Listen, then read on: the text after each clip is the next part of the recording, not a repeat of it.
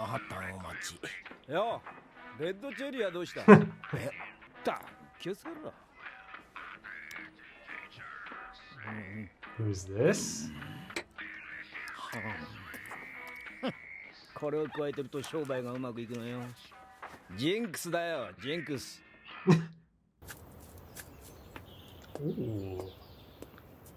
頼むぜ。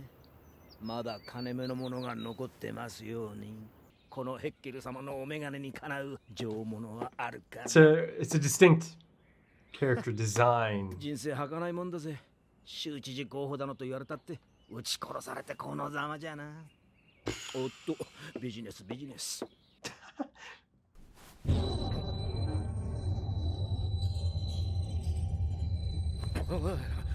なんだこの寒気は。こんな嫌な感じは初めてだよ。この部屋の中に誰かいる。まさか。何ビビってんだ。俺らしくもねえ。動くな。そのまま手を頭の上に。あっちゃ、後ろにいたのかよ。最悪だ。あのバーテンがレッドチェリーを忘れやがるからだ。Tenma? 早く手を挙げろ。私は警察じゃない。なんだ、同業者だよ。One of us. そんな物騒なものを下ろして穏便に。手を頭の上に。なんだこいつ、警察より立ち悪そうだぜ。ついてくるんじゃねえよ。おめえみたいなヘマ野郎。あちたまついだ。ふざけやがって。そうか、どっかで見たと思ったらあんた新聞に出てたシュプリンガー議員殺しの重要参考人とかいう医者かよ。そっちは空き巣か。その通り。あんたみてえに殺しなんて野暮な真似はしねえ。はい、ドクター。確かあんた超一流の外科医だったよな。俺の明晰な頭脳に今ピピンとした。Ooh. I think 言 I. ってのは偶然だと思うか、ドクター。違うんだな。人間の巡り合いはあらかじめ決まってんのよ。裏の世界じゃあんたみたいな人間を必要としてる連中が山ほどいるんだ。 Under the table. 医者を呼びたくてもやばくて呼べずに死んでいくような連中がよ。マネジメントはこのヘッケル様に任せろ。ヘックルあんたを世界一のモーグリの医者にしてみせら。裏の稼ぎは桁が違うぜ。あっという間に So interested in that, eh? 億万長者だ。私にはやらなくちゃならないことがあるんだ。 Maybe he can help ちょっ you. と待てよ。あの屋敷の殺人について知りてんだろ。なんたって俺犯人見てんだもんよ。なんだって？とにかくその犯人のことは話してくれ。俺 Nah. と組むんだったら教え Yeah, て。 not that easy. But it didn't sound こ like の it. やつアパートの3階にいるよ。さあ、これでこの事件のあんたの無実は証明された。警察に垂れ込むなり好きにしな。そしたらどっかでいっぱいやりながら俺たちの夢のような将来について語り合おうじゃ。おい。 He's a great character. He has.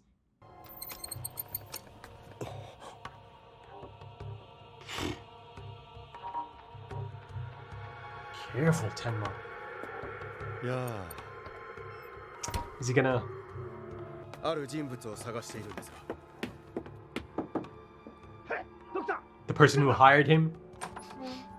ドクター。バカ、銃持ってるじゃねえか。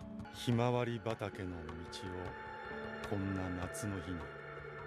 その母もずいぶん前に死にましたけどね。あなたは誰かに依頼されてその銃を使ったんじゃありませんか。ある男に。男。ああ、ある日バーで声をかけられたんです。金髪の20歳ぐらいの青年。そう、とっても綺麗な笑顔なんです、エーリヒは。Got ourselves another name now. Yeah. 何度か会ってすっかり友達になりましてね。彼の家に招待してくれたんです。シュプリンガー議員の家に。彼はつい最近まであの屋敷に。ええ、1年ほど前から息子同然に可愛がってもらってる。 God damn. 俺1ヶ月あのうちを見張ってたけどそんなやつ見なかったぞ。素敵な一家でした。あれだけは許せませんでした。あ？議員の屋敷の中にひまわりの花壇があったのに、車寄せを作るために潰しちゃったんです、議員が。まさかお前そんなことで殺したのか。I like him. それに The voice エー acting リ is ヒ great が too. 教えてくれたんです。シュプリンガー議員には愛人がいるって。 Give him a bit 彼 more. はこうも言ってました。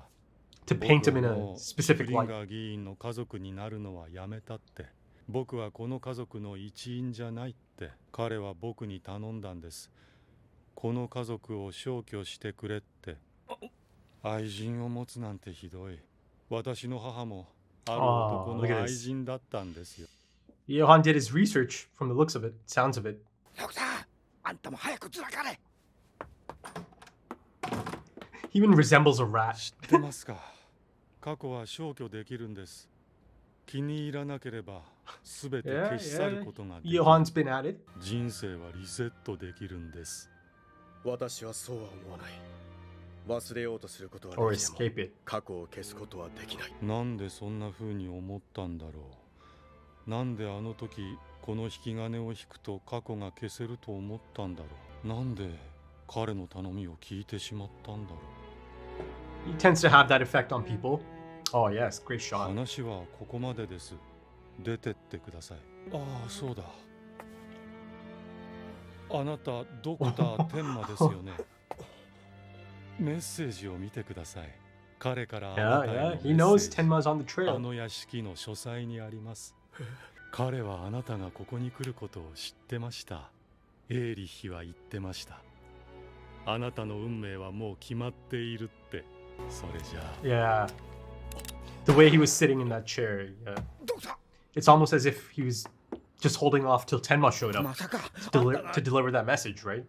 God damn. たく生きてりゃこそだよな、ドクタああ、たまにはいいことを言うんだな。ー。たまにはたなんだ、たまにはたよ。もうそういえばさっきこの部屋を Yeah. 開けようとした時、 Felt that ゾッとし presence たよ or うな。 the presence of evil. Residual presence, perhaps. Okay. なんだこ Let's see れ。 this message then. 何震えてんだよ、ドクター。 Is he trying to... 僕を見て、僕を見て、僕の中のモンスターがこんなに大きくなったよ。ドクター天馬。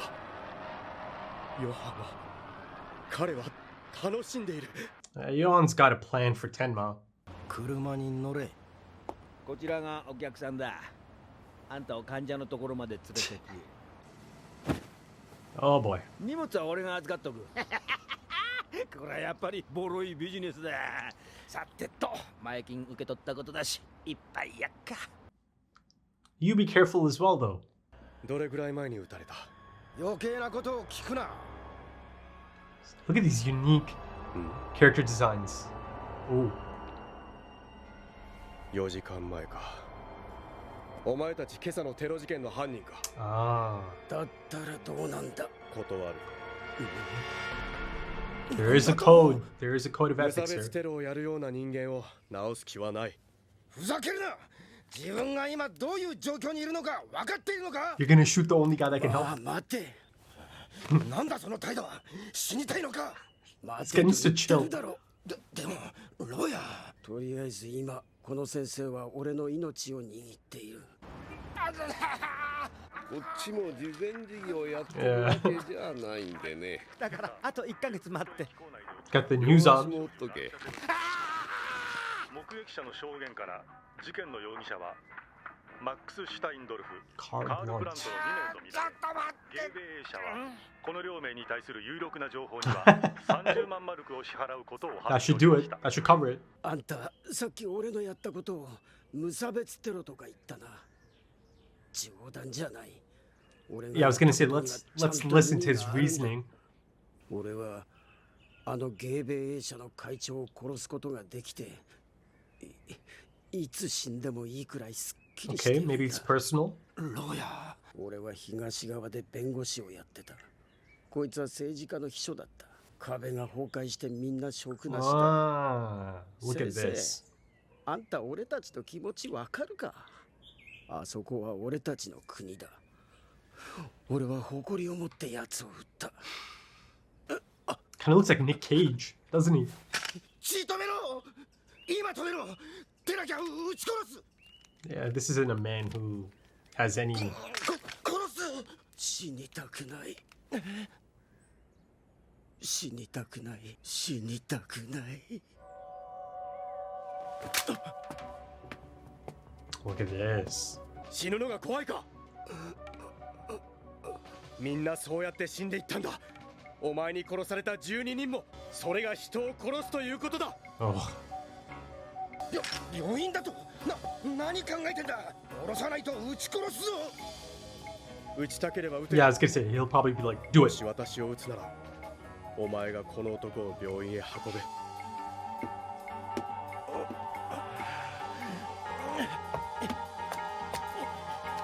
Come on.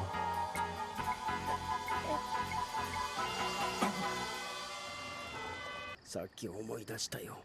ど Ah. こかで見た顔だと思ったが、連続殺人の容疑で手配されている医者だろう。 He knows he's not a 早く下ろせ。 killer. 俺が殺したのは芸米営社の会長とその腰巾着とボディーガードだ。 Life is a life, じ though. ゃあ巻き添えになった人間はいないというのか。あの売店にいた子か。 Aw. やっぱり知っていたんだな。あの子を撃ってしまったこと。どうしてこんな男を助けた。自分が撃ち殺されると恐れたからじゃないだろう。 Yeah, he didn't care あ about んた that. の目は殺されるのを恐れた目じゃない。なぜこんな無差別テロの人殺しを助けた。信じたからだ。お前は人間だって。 Hmm. 生きるんだぞ。 It's in his nature, after all. あんた名医だよ。 Damn straight. おいドクター。 I like these two 直す together. だけ直して帰ってきたんじゃねえんだろうな。で起きたテロ事件の犯人が逮捕されました。意外にも抵抗することなく速やかに投降した模様です。 Yeah, he's got a different look in his eyes now, doesn't he? 慈善事業やってんじゃねえんだぞこら。 I like it. Okay, so episode 10, double digits. Yes, love it, love it. But yeah, it appears that this, a self-contained episodic format or formula is going to continue for a little bit. I can definitely see that being the direction of this anime or the story for the next little bit. And yeah, I like it. I like it. They have a lot of time. There's a lot of episodes. And, of course, earlier in the series, this type of approach is really quite useful, really quite handy, right? Tenma coming across people from all walks of life, right? I've already seen some really unique encounters. You go back to the last episode, the seasoned soldier and the girl, right? Now you've got Heckle, was it? More on him later. But yeah, like I said, there's a lot of time right now to explore ideas, moral dilemmas, ethics, gray areas, all of that. And I feel like here in this episode, you see the most contrast in Tenma, from the early days of Tenma, first few episodes of Tenma, right? And it's natural. I think it's only natural that he has developed in this manner. I jokingly called him Punished Tenma, right? I don't know, cynical Tenma even. There is a bit of cynicism built in at this point. Again, I think it is a little bit natural given how things have played out in his life recently, and the path he's on, and, the things he's had to accept and take on, the responsibility he feels that he had to take on, the burden that he felt that he had to take on. Or maybe not even burden, Tenma is not the type of person who feels that, this is a burden that I have to carry now. He just straight out feels responsible for saving Johan, right? Who he specifically refers to as that monster, right? You go back to that train cart internal monologue of his after Nina or Anna left, right? Leaving him that letter. And speaking of Anna and Nina, yeah, man, I'm missing her. Yeah, I've got to be honest, I'm missing her. So hopefully I get to see her soon. Some sort of update, because it's still kind of an unknown as of this point if she indeed did go after Johan. Because if that is the case, if she did want to make contact, I think Johan would have facilitated that, or he may have already facilitated it. They may have already spoken. Who knows, right? I have no idea. So yeah, I'm excited for the next Anna or Nina appearance for sure. But let me kind of focus on Tenma and his attitude at this moment in time. After a bit of a time skip as well. They've hinted at it right? It was initially in the last scene a few episodes ago. It's at 5 months later, and you see quite a, I don't know, hardened, cold Tenma in that car, in that pickup truck, right? Especially in the eyes, because he doesn't say much there. But then, of course, they kind of focus on him holding the gun. That alone just communicates so much in terms of the change, the shift in his attitude. But yeah, even the animation itself, the look in his eyes in this episode, it's just so distinct, so different. You see that light from his eyes, it kind of has disappeared, right? They're almost drawn in this droopy manner, right? That he's almost constantly tired or almost constantly punishing himself. Punished Tenma.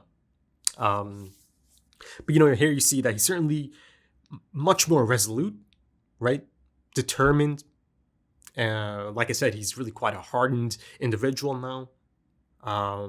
Stands up for his core beliefs and values, even at gunpoint, does not flinch, does not affect him one bit, right? And of course, him being a top tier, genius level surgeon, and being able to keep calm and composed under immense pressure certainly plays a part here as well, doesn't it? Though I must admit, I must be honest here, it feels like I'm almost kind of missing some episodes, maybe. It feels like it took a bit of a jump in terms of his newfound attitude. I do believe it's realistic that he is this person now, right? Even though I think he still maintains some of his core beliefs and values, and I'll get into that. But maybe it's a case of they'll maybe take me back to some of the other things that happened in that time skip that made him this way. So, ultimately, it's understandable that he is this person now, right? In terms of his attitude and disposition, his outlook on things. It's realistic, but I feel like it almost kind of skipped a few steps. Unless, of course, it kind of goes back and shows me a few moments, perhaps, leading up to this shift. And, at this point, there's really interesting moments at play. It looked like he kind of wanted to teach that man a lesson before ultimately treating him, right? At the end of the day, he still follows the creed of a doctor. That's always going to be a part of him. Deep inside, that's always going to remain. It's in his nature, right? Sure, there's ups and downs. And, again, in this episode, he's essentially the driest and the most cold I've seen him yet. Tenma, that is. But yeah, that's just the nature of the path he's on. And again, you go back to the major reason for that, this presence that's been in his life. Johan. Oof. Yeah, I'll get to Johan. I mentioned presence. Once again, there's no signs of Johan, there's no appearance, but Johan is still there. He's all around us. He's all around them. Always felt. He just seeps into everyone's thoughts, doesn't he?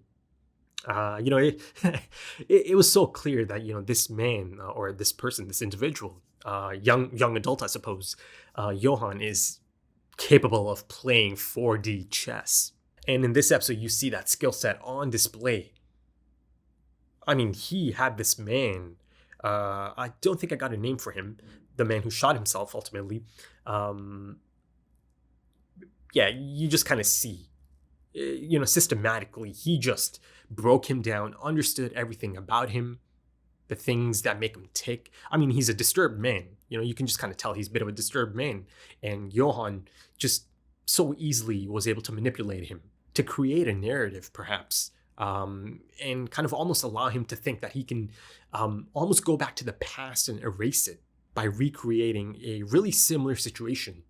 He really gets to know him, makes him believe that they've become good friends, that care for each other, that are open to doing things for each other, right? He spoke of Johan or Eric quite fondly, didn't he? I believe he said he had a beautiful smile, right? Of course, it's Johan in full force, tapping into that charismatic nature of his. And the thing is, he doesn't just utilize fear as a tactic or as a tool for manipulation. He also taps into love and betrayal And yeah, at the end of the day, he kind of uses all of these different tactics and unique approaches based on case-to-case basis, essentially. He's able to tap into that hidden darkness in the human heart, right? He knows how to get it. He knows how to extract that. He knows how to use it to his advantage. But yeah, at this point, it's really quite clear, isn't it, that he has a knack for psychoanalyzing people. I mean, he's really quite impressive in a lot of these different things, isn't he?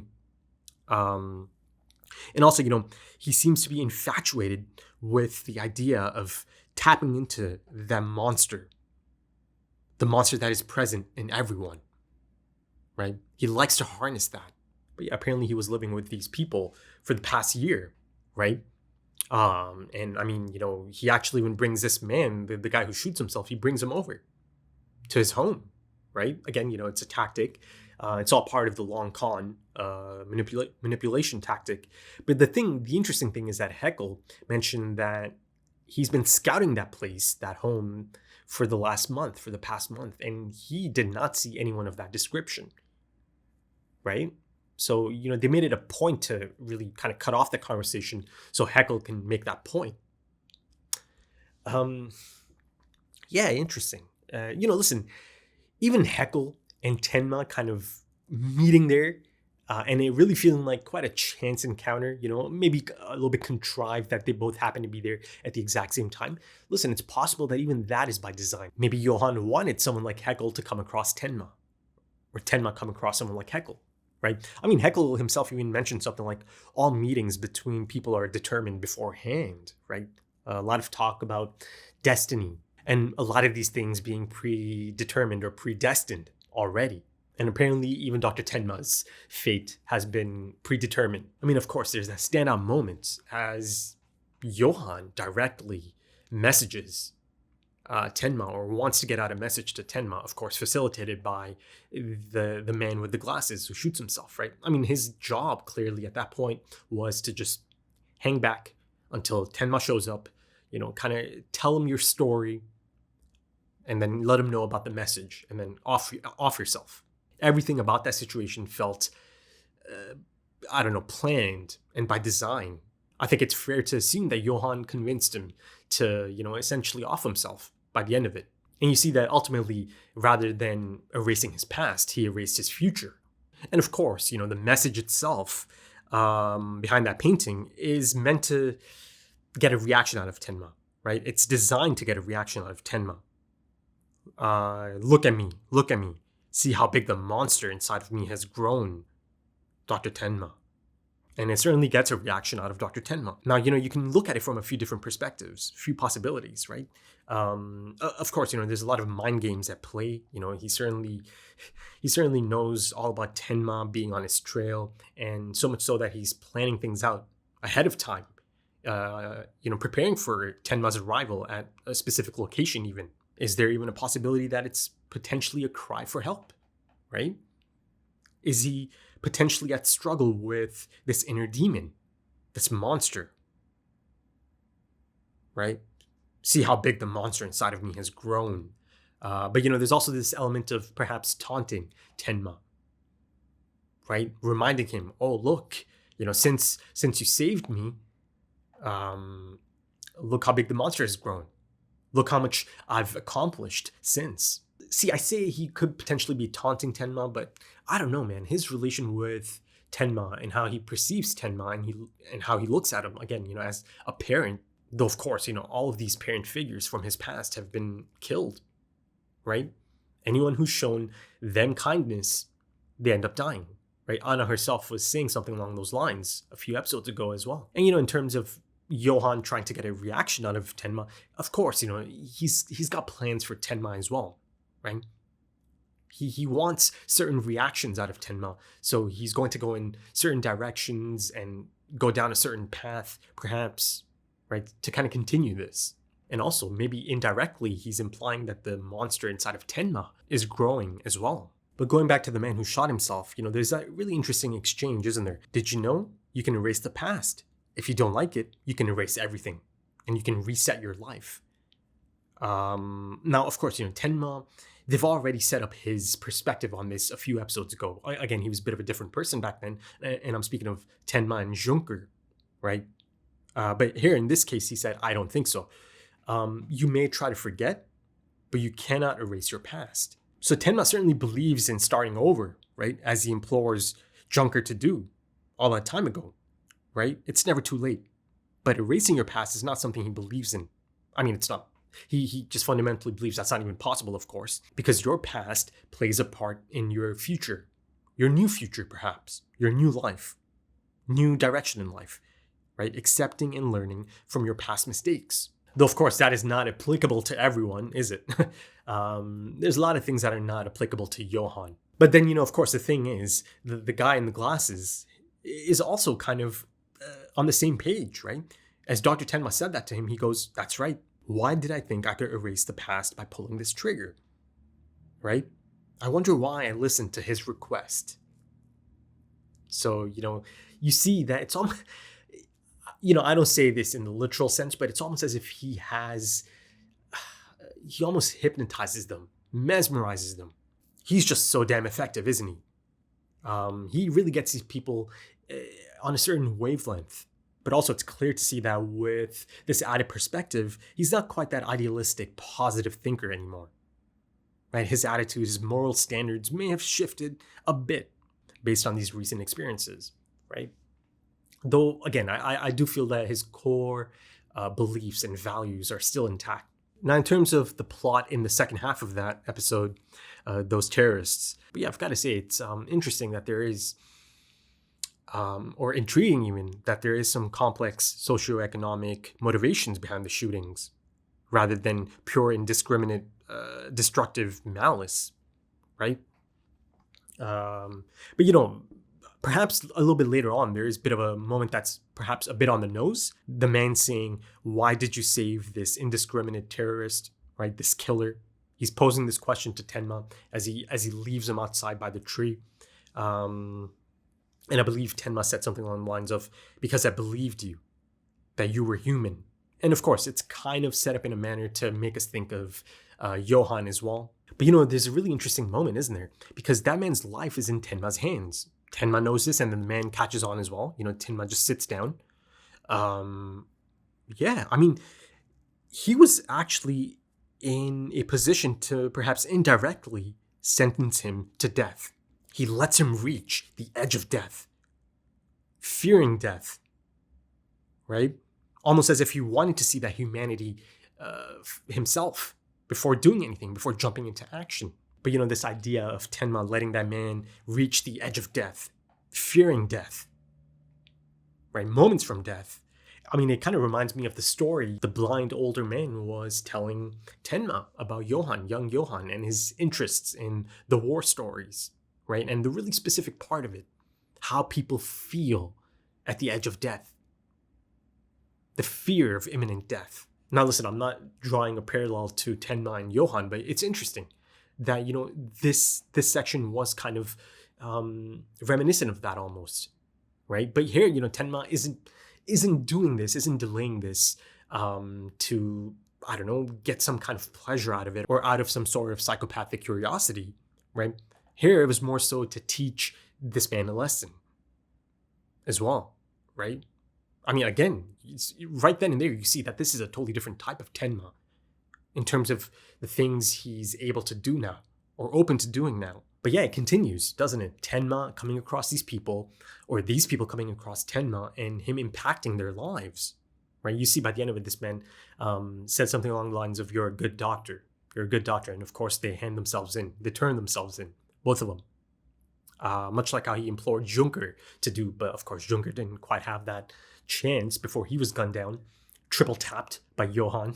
And you see that he's not that under the radar because a lot of people recognize him. This dying man does end up recognizing him. And Heckle also recognizes him. Heckle, of course, he recognizes him. He's sharp, quick on his feet, sharp tongue. He knows a guy who knows a guy. He's a bit of a realist. He's always looking to protect himself, right? Not looking to stick his neck out too much, even though he kind of does it here, because the prospect of having Dr. Tenma, this, genius level surgeon, top tier surgeon, could be a bit of a cash cow. But yeah, it's really quite clear at this point that Urasawa has a knack for these limited appearance characters, right? Or side characters, supporting cast members. How great is that character? He certainly has elements that could make him a little bit insufferable, but I liked him. I liked him. He just oozes personality. I mean, I say that, but also, physically, I think his character design is perhaps the most unrealistic so far, right?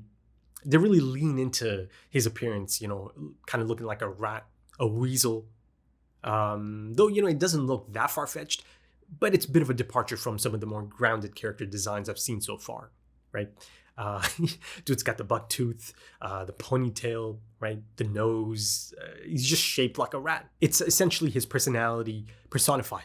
He's clever like a rat. Rats are known to survive in the most difficult situations, get out of the most difficult situations.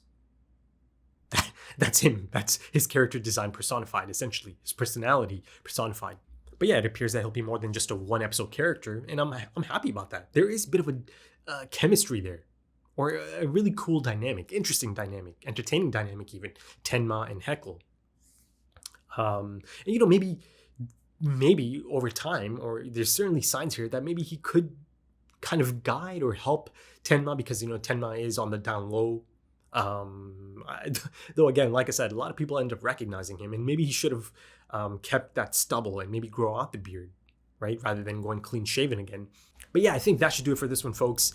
If you enjoyed that, consider dropping a like, consider dropping some comments, give me your thoughts. If you're interested in early access to the next few episodes right now, or perhaps even timer-based full length, consider supporting the channel and checking out the Patreon page. The links are in the description and the pinned comment. There's a lot of other stuff going on the Patreon side of things as well, and on just the YouTube side of things. This is the most jam-packed lineup I've done yet. I think by the time this comes out, I should have a 7-day release schedule. So yeah, I'm excited about that, man. It's great to be in that position. But yeah, thank you so much for joining me, folks, and thank you for your time, because time is precious. It really is. And I do hope to see you again soon for episode 11. Until then, take it easy.